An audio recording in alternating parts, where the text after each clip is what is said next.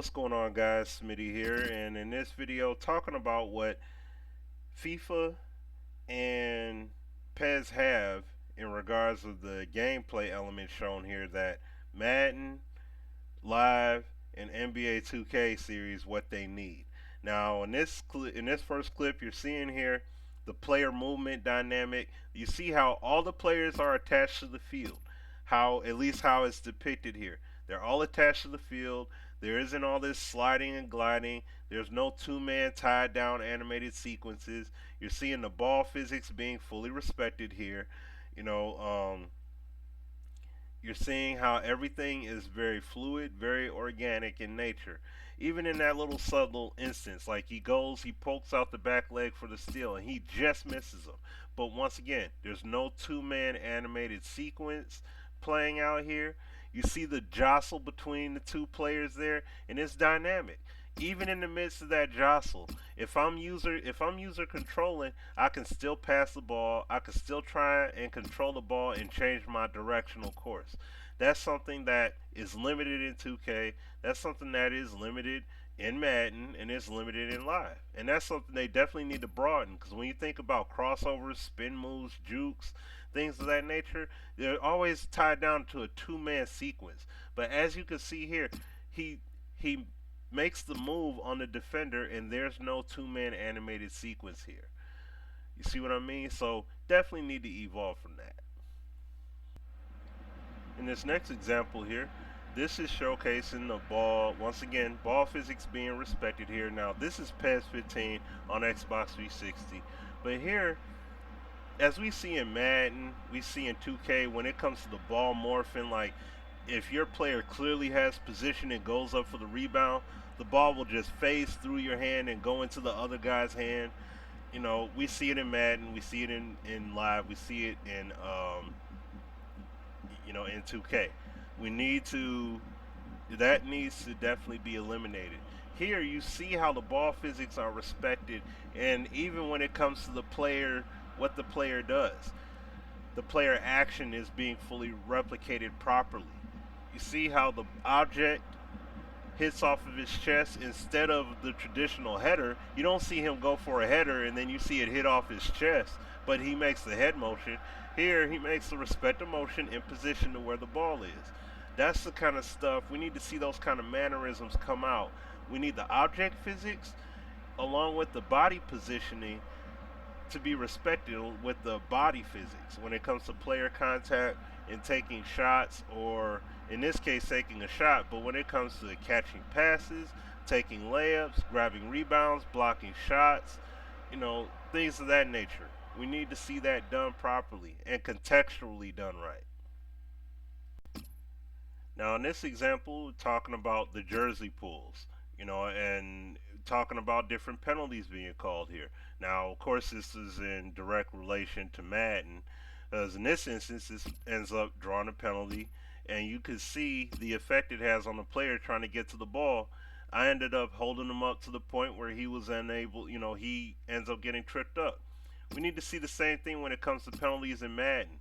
Whether it comes to pass interference, whether it's a defensive holding call, whether it's even when it comes to jostling between a DB and a wideout, or trying to slow down the momentum of a receiver that's open in space, or trying to hold up that QB that's trying to escape. Like if the defender reaches through, um, he could reach between two O linemen, get a grab of that jersey, and slow things down. You know what I mean? Like having those kind of instances being dynamically depicted, we need to see that stuff happen. Cause it could be something subtle. It could be a subtle instance of a jersey grab, or it could be blatant, like you see right here, where it's a clear outright penalty. I see it happen a lot in FIFA with subtle jersey pulls, so that the defender could try and catch up and try and knock away the ball. We need to see in instances like you see here. So we definitely need to see these kind of things happening in Madden as well when it comes to the jersey pull element, because that's a big factor in terms of stopping plays and how plays play out accordingly. Now in this clip right here, you guys are going to see.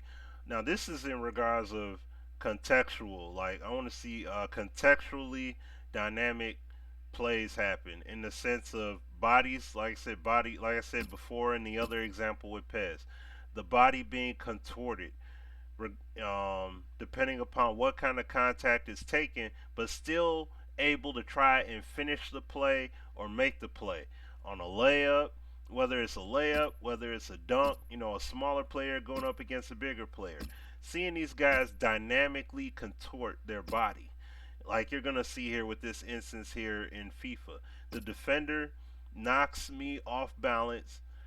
The defender is going to knock me off balance, but he's still able to finish the play and he kicks it for the goal, even though his body is off balance like that.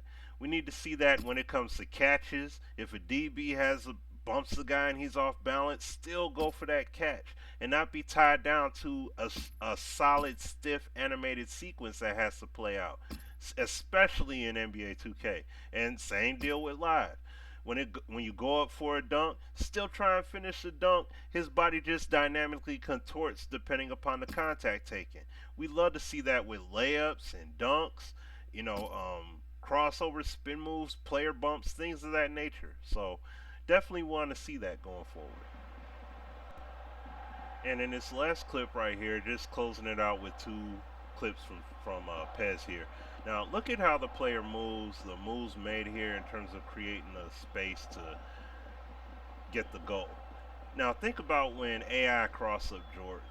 You know what I'm saying? Like, think about it when you're playing 2K or you're playing live and you're trying to set up that crossover dribble and you're able to organically create it in a realistic fashion. All the players attached to the court, no slipping and sliding, no hummingbird motion, no shifting into no two-man animated sequences. Like if I pull a defender out of position, no magically shifting into some animated sequence, just because. Same thing with Madden.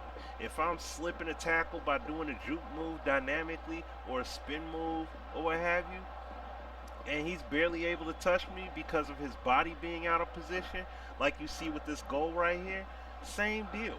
Same deal. There should be there should be no suction into a two-man sequence. It should just be organic. If the player's out of position, then he's out of position. If he's in position to make the play, then okay, he'll make the play accordingly. But as you guys seen from all these clips here, we need to see these elements in these three sports games respectively. I mean, this is a beautiful play here. Got the ball, got the positioning, able to make the move before the defender is able to gather himself to make a play. That's the kind of stuff we want to see going forward in these games.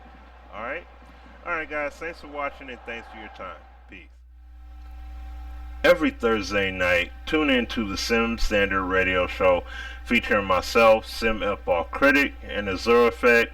The link is in the description to listen in and to call in. The number is 914-338-0794.